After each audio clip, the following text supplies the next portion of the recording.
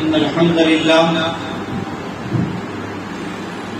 نحمده ونستعينه ونستغفره ونعوذ بالله من شرور أنفسنا ومن سيئات أعمالنا من يهده الله فلا مضل له ومن يضلله فلا هادي له وأشهد أن لا إله إلا الله وحده لا شريك له وأشهد أن محمدا عبده ورسوله أرسله بالحق بشيرا ونذيرا وداعيا إلى الله بإذنه سراجا منيرا أما بعد فإن خير الحديث كتاب الله وخير الهدي هدي محمد صلى الله عليه وسلم وشر الأمور محدثاتها وكل محدثة بدعة وكل بدعة ضلالة وكل ضلالة في النار.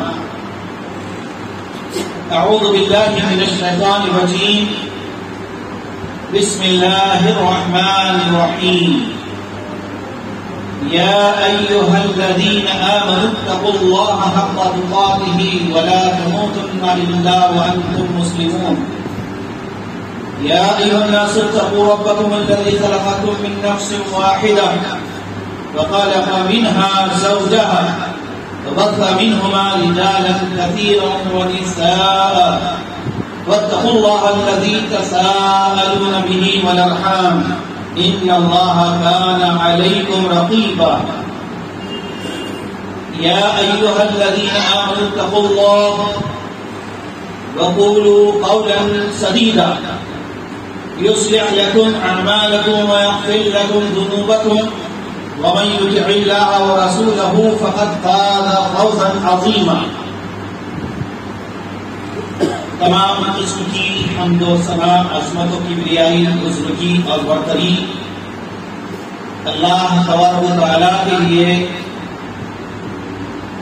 جو اس کائنات کا تنیر تنہا خالق اور مالک اور معبود حقیقی ہے. محترم حضرات و خواتین،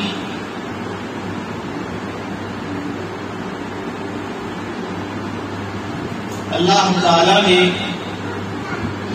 جب سے یہ کائنات بنائی، اس کائنات کی، اس دنیا کی تخلیق کے ساتھ ہی اس نے سال کے 12 مہینے مقرر فرمائے.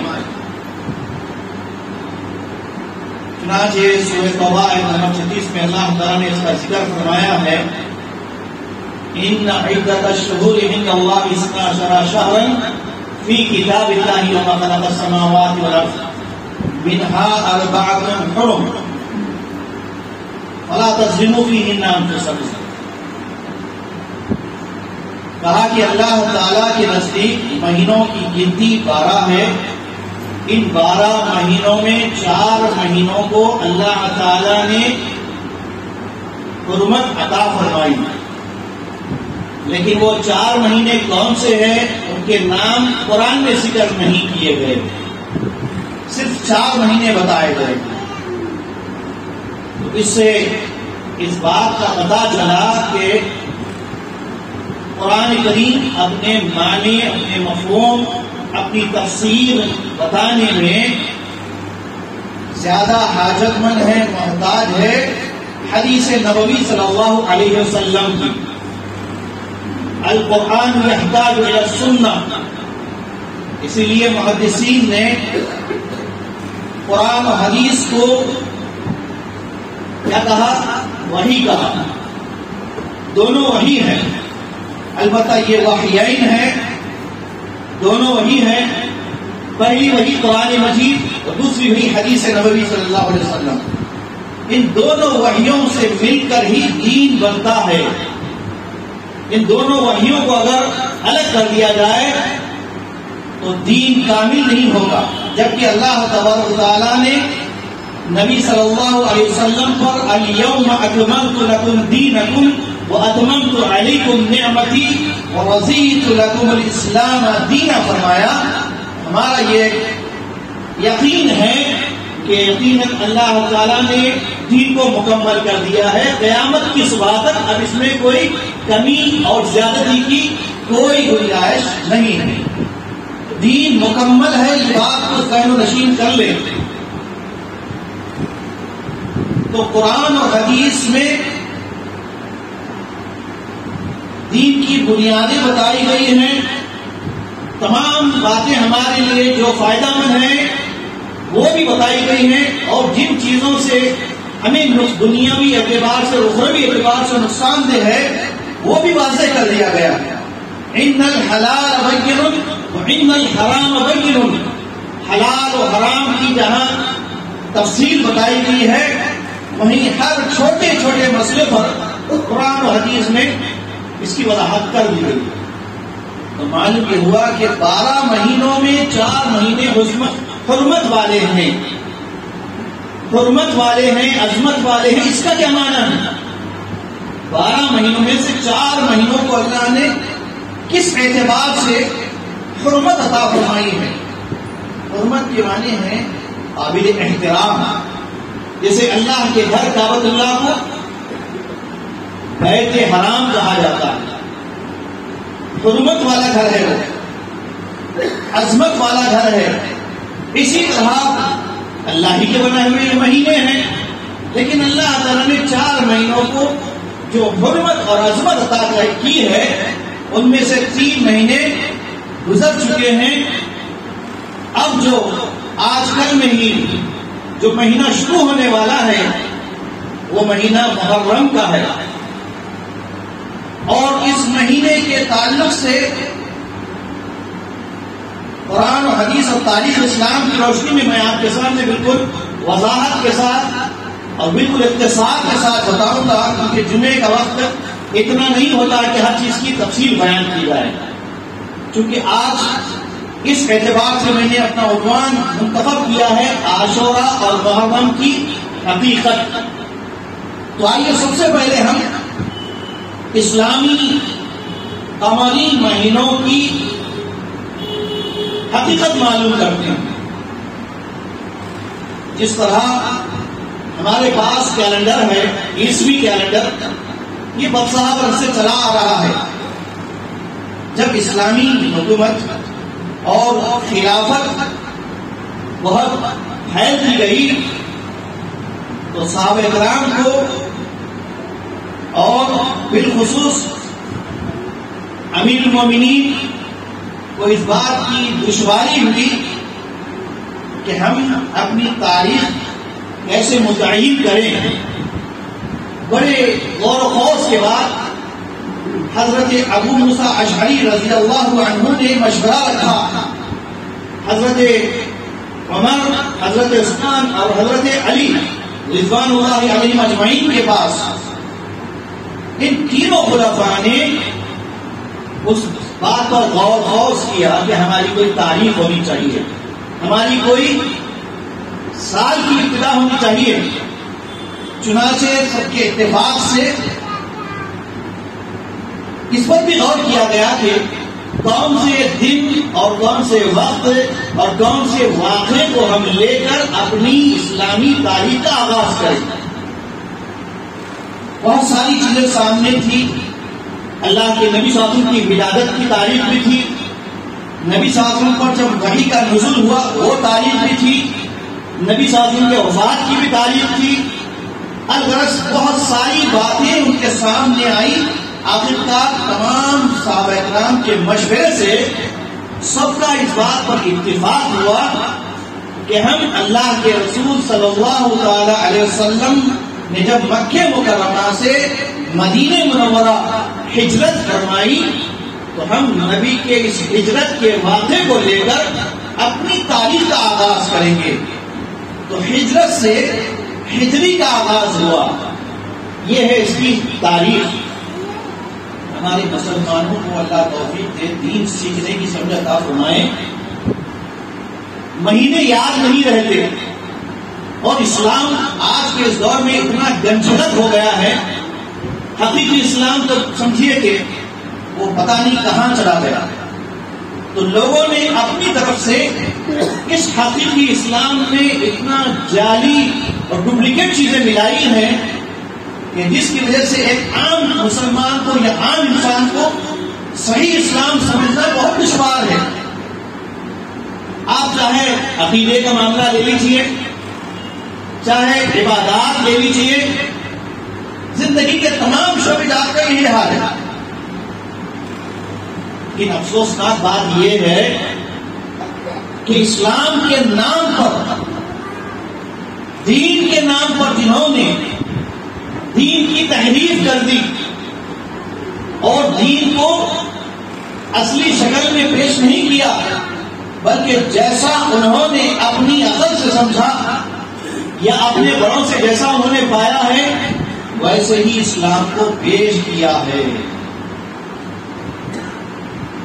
اس کے نتیجے میں آج اسلام جس طرح پھیلنا چاہیے تھا وہ مسلمانوں کی بدعملی یا غلط عمل کی وجہ سے اسلام کے پھیلنے میں رکاوٹ بھی ہے. تو اسلامی تاریخ جب ہمارے سامنے آتی ہے تو سن ہجری سے اس کی ابتدا کی گئی ہے. نبی صلی اللہ علیہ وسلم کے ہجرت کے واقعے کو لے کر اس کا آغاز کیا گیا. اس کی حکمت کیا ہے؟ اور دوسرے جو عیسوی تاریخیں ہیں، جو مہینے ہیں، اس کی آپ تاریخ جانتے ہیں. جنوری کا مہینہ کس نام سے ہے، فروری کا مہینہ کس نام سے ہے. ان کے اپنے عیسائیوں کے، یہودیوں کے اپنے بڑے لوگ یا ان کے جو لوگ ان کو اپنا بڑا مانتے تھے، یا یہاں تک کہ انہوں نے ان کو اپنا خدا ہونے کا درجہ دے دیا تھا، گاڈ ہونے کا درجہ دے دیا تھا، اس ناموں سے انہوں نے موسوم کرتے ہوئے جنوری، فروری، مارچ، اپریل کا مہینہ دیا. یہ گویا ان کے اپنے خداؤں کی یاد کا اور ان کی تجدید کا ایک ذریعہ ہے جو ہم غیر شعوری طور پر انہی مہینوں کو اپناتے ہیں. ہونا تو یہ چاہیے تھا کہ ہماری ہر ابتدا دین پر اسلام پر ہو، ہمیں اسلام کا مہینہ، اسلام کی تاریخ یاد ہو. آج ہمارے بہت سارے لوگوں کو اسلامی مہینے بھی یاد نہیں ہیں، اور کہاں سے شروع ہوتا ہے وہ بھی یاد نہیں ہے، حرمت والے مہینے کون سے وہ بھی یاد نہیں ہے. اور پھر مزید افسوس یہ کہ ان ناموں کو بھی بدل دیا گیا، ان ناموں کو بھی بدل دیا گیا. محرم کے مہینے کو شہادت کا نام دیا گیا، صفر کے مہینے کو فراطیسی کا نام دیا گیا، 11ویں کے مہینے کو 11ویں کا مہینہ یعنی ربیع الثانی کے مہینے کو دستگیر کا مہینہ، مدھار کا مہینہ، عرفات کا مہینہ. اس طرح اسلامی مہینوں کے نام بھی چینج کر کے، تبدیل کر کے اسلام پر بہت بڑا ظلم ڈھایا ہے ان ظالموں نے. جبکہ مہینوں کے ناموں کی تبدیلی از روح قرآن کفر ہے. انما النسیء زیادۃ فی الکفر. مہینوں کو ہم چینج نہیں کر سکتے، اللہ کے بنائے ہوئے مہینے ہیں. آسمان و زمین کی تخلیق کے وقت سے ہی اللہ تعالیٰ نے اس میں ان مہینوں کو بنایا ہے. ہم کون ہوتے ہیں اللہ کی شریعت، اللہ کے دین، اس کے قانون کو بدلنے والے؟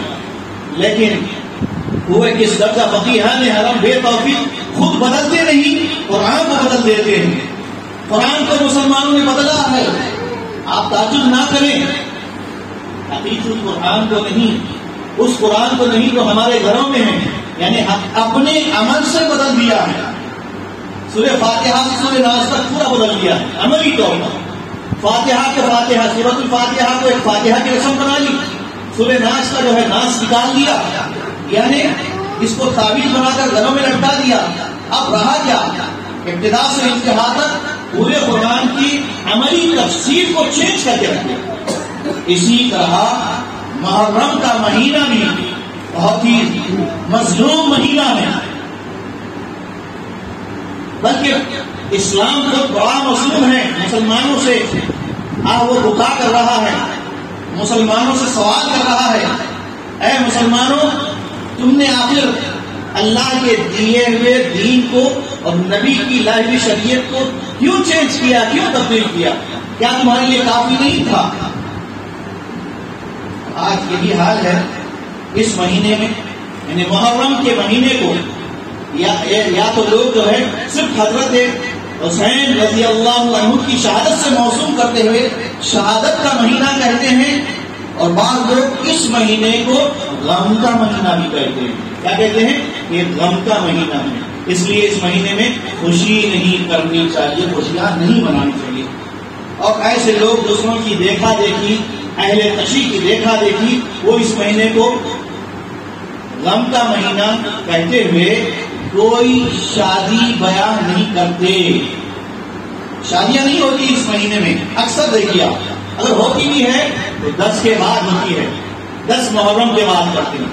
10 تک جو ہے یہ سمجھتے ہیں کہ پہلی تاریخ سے محرم کی 10 تاریخ تک ہم کو غم کرنا ہے، غم منانا ہے۔ میں سوال کرتا ہوں کہ کیا اسلام نے ہم کو غم بنانے کے لیے ایسے چھوڑ دیا، خوشی منانے کے لیے اپنے ہاتھ پہ چھوڑ دیا؟ کہ اسلام میں خوشی اور غم کے کوئی آداب اور حدود ہے یا نہیں ہے؟ ہر چیز بتائی گئی ہے دنیا سے۔ جب خوشی ہوتی ہے تو سجدے شکر بجا لانے کا حکم دیا، یہ اسلام کی تعلیم ہے، لیکن مسلمانوں کو نہیں معلوم۔ کسی کو مبارکبادی کے الفاظ میں کسی کو مبارکبادی دینا ہے تو کیا کہنا ہے، ہر چھوٹی بڑی چیز بتا دی گئی، حتیٰ کہ اجابت کرنے کے اور ٹوائلٹ کرنے کے بھی اصول اور ضابطے اسلام میں بتائے گئے ہیں۔ تو کیا اسلام نے ہم کو یہی چھوڑ دیا کہ اس مہینے میں ہم کیا کریں؟ یہ مہینہ محرم کا مہینہ، اس مہینے کے تقاضے کیا ہیں؟ پہلی بات تو اچھی طرح سمجھ لیں کہ یہ حرمت والا مہینہ ہے، اس میں کوئی ظلم کے کام نہیں کرنا۔ اللہ نے حکم دیا وَلَا تَظْلِمُوا فِيهِنَّ أَنفُسَكُمْ، اپنی جانوں پر ظلم نہ کرو۔ اب سنیے حدیث بخاری مسلم کی، اللہ کے نبی صلی اللہ علیہ وسلم نے فرمایا لَيْسَ مِنَّا، وہ لوگ ہم میں سے نہیں، مَن لَطَمَ الْحُدُودَ وَشَقَّ الْجُيُوبَ وَدَعَا بِدَعْوَةِ الْجَاهِلِيَّةِ، وہ لوگ ہم میں سے نہیں جو اپنے چہرے پر گال پیٹتے ہیں، یعنی غم مناتے ہیں، وَشَقَّ الْجُيُوبَ، اور اپنے گریبان چاک کرتے ہیں، یعنی سینہ کو بھی کرتے ہیں، ماتم کرتے ہیں، وہ دعا بدعوۃ جاہلیہ، زمانے جاہلیت کی طرح دعوے کرتے ہیں یا نعرے لگاتے ہیں۔ اب اس حدیث کے روشنی میں صرف اتنا ہی میں بیان کر دوں تو کافی ہو جائے گا آج میں انشاءاللہ۔ لیکن مسلمانوں کی حالت یہ ہے کہ ان کے پاس نہ دین ہے، نہ عقیدہ ہے، نہ عمل صحیح ہے، اس لیے دوسری قوموں کے محتاج ہے۔ جب ایک قوم اپنی اصل بنیاد چھوڑ دیتی ہے تو فطری طور پر دوسری قوموں کی طور طریقے، عقائد، نظریات اس میں آ جاتے ہیں۔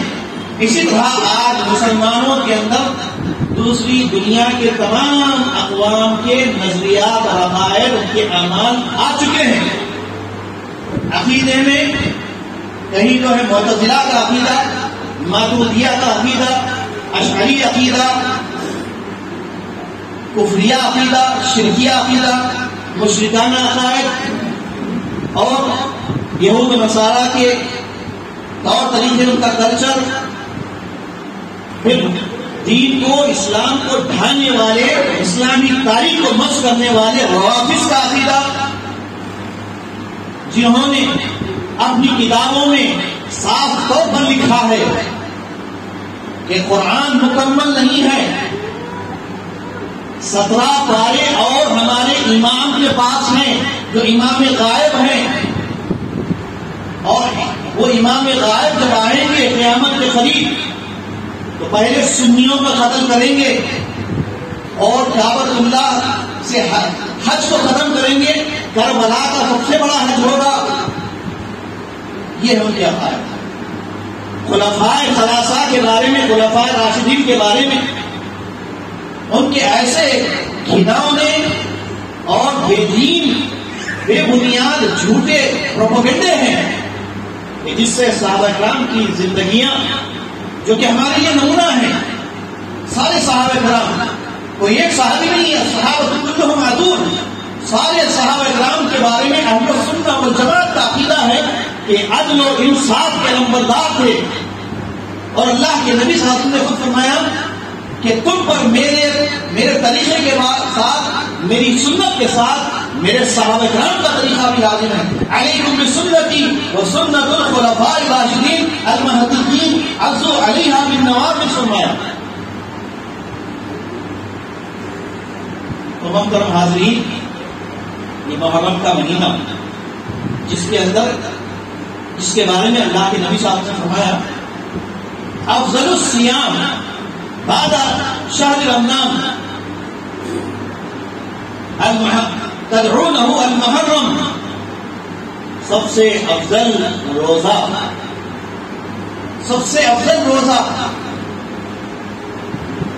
رمضان کے بعد، رمضان کے روزوں کے علاوہ، رمضان کے روزوں کی جو فضیلت ہے وہ اپنی جگہ ہے، اس کے بعد کسی روزوں کی اہمیت ہے تو محرم کے روزوں کی اہمیت ہے،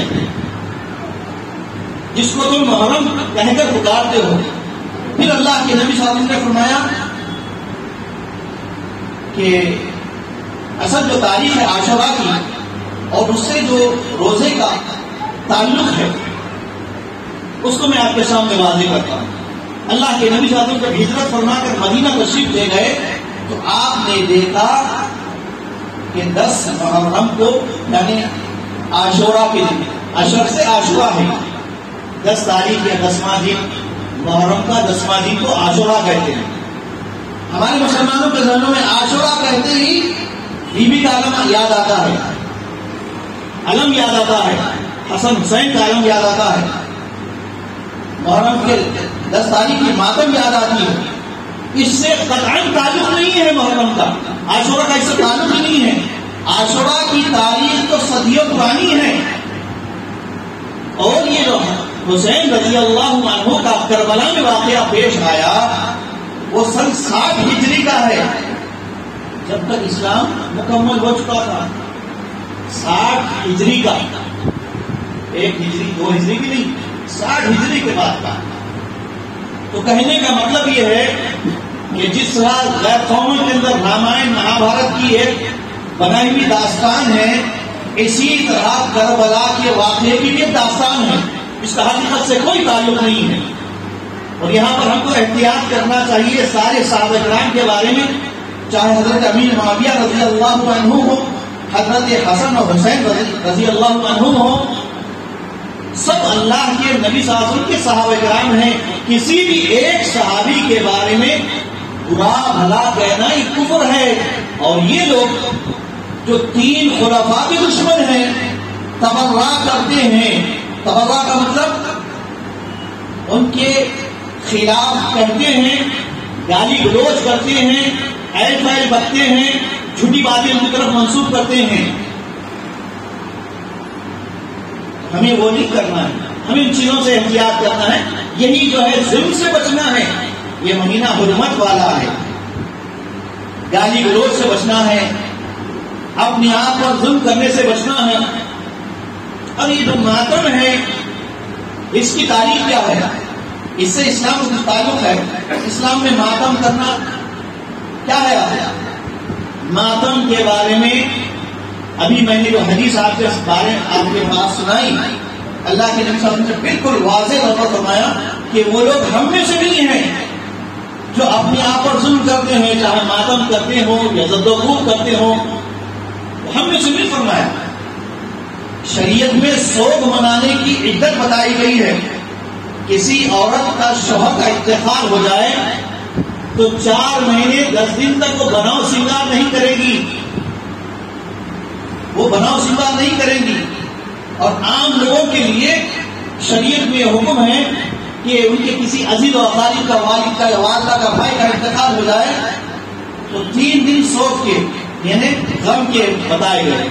اور اس میں کیسا ہے کہ آپ کو غم کرنے کے لیے کالے کپڑے پہننا نہیں ہے. غم کا مطلب یہ ہوا کہ اس میں خوشی نہیں کرنا ہے، خوشی کا کام 3 دن نہیں کرنا ہے. اس کے بعد نارمل لائف آپ گزار سکتے ہیں. تو یہ جو ماتم ہے اس کی جو تاریخ ہے، اس سے بھی اسلام کو بہت نقصان ہوا. اگر میں یہاں پر تفصیل اور تاریخ نہیں بتاؤں گا، میں یہ بتاؤں گا یہاں پر یہ محرم کا مہینہ حرمت والا ہے، اس مہینے میں ہم کو روزے رکھنا ہے۔ جب اللہ کے نبی صلی اللہ علیہ وسلم مدینہ تشریف لے گئے تو آپ نے دیکھا کہ 10 تاریخ کو یہودی بھی روزہ رکھ رہے ہیں۔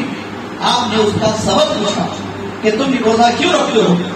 تو انہوں نے اس کی تاریخ بیان کی، یہودیوں نے کہا کہ 10 محرم کو اللہ تعالیٰ نے حضرت موسیٰ علیہ السلام کو اور ان کی قوم کو فرعون جیسے ظالم اور جابر بادشاہ کے ظلم و ستم سے نجات دی تھی۔ اسی تاریخ کو غرق آگ ہوا تھا اور ڈوب گیا تھا فرعون۔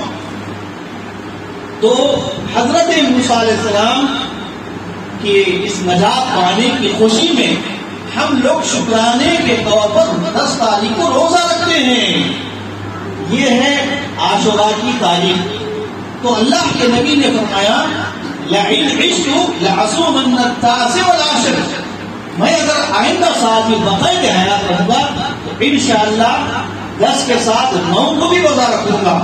تو اب ہمارے لیے نبی کی سنت یہ ہے کہ 9 اور 10 کو ہم روزہ رکھنا ہے۔ اس کی فضیلت کیا ہے؟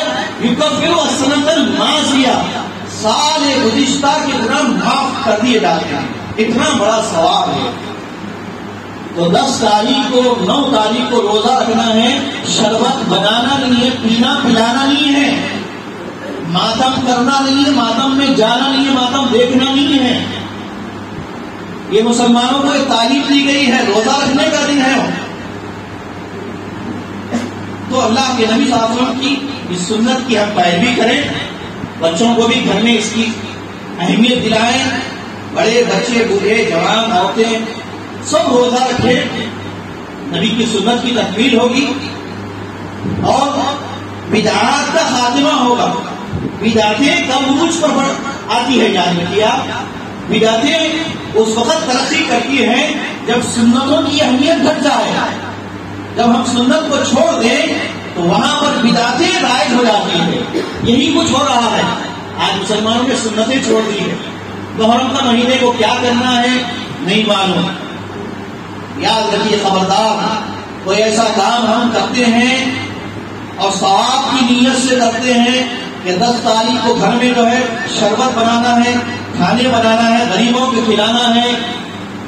میدان کربلا میں نواسے رسول پیاسی جو ہے شہید ہو گئے، تو ان کی یاد میں ان کی روح کو ثواب پہنچانے کے لیے غریبوں کو کھانا کھلائے جاتے ہیں اور پانی پلانے کی سبیلیں لگائی جاتی ہے، شربتیں پلائے جاتے ہیں جگہ جگہ، یہ سمجھ کر کے اس سے ثواب ملتا ہے۔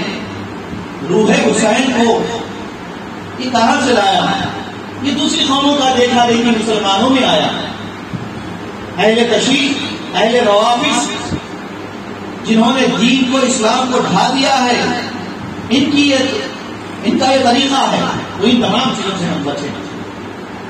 تو میری ساری باتوں کا خلاصہ یہ ہوا کہ یہ مہینہ محرم الحرام کا مہینہ سال کے 12 مہینوں میں پہلا مہینہ ہے۔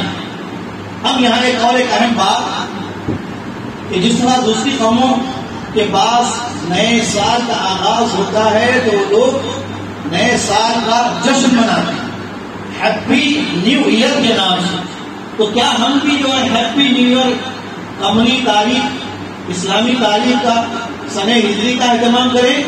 نہیں، اس کے لیے ہمیں کوئی اجازت نہیں ہے، ہم کو شریعت میں اس کی کوئی دلیل نہیں ملتی۔ صحابہ کرام نے یقیناً ہجرت سے اپنی تاریخ کا آغاز کیا، لیکن ہر سال جو ہے نیا سال کا جشن نہیں منایا۔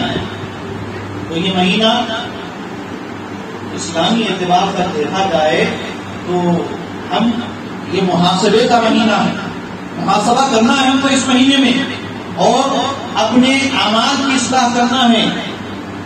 اگر ہم اصول پسند ہیں، ہماری زندگی سسٹمیٹک ہم گزارنا چاہتے ہیں تو محرم کی تاریخ سے اپنی ڈائری کا آغاز کریں، اپنی اسلامی ڈائری کا آغاز کریں، وہاں سے آپ پہلی تاریخ سے اپنا پلان بنائیں، فیوچر کا منصوبہ بنائیں، مسلمانوں کے لیے کیا بہتری ہو سکتی ہے پوری امت مسلمہ کے لیے۔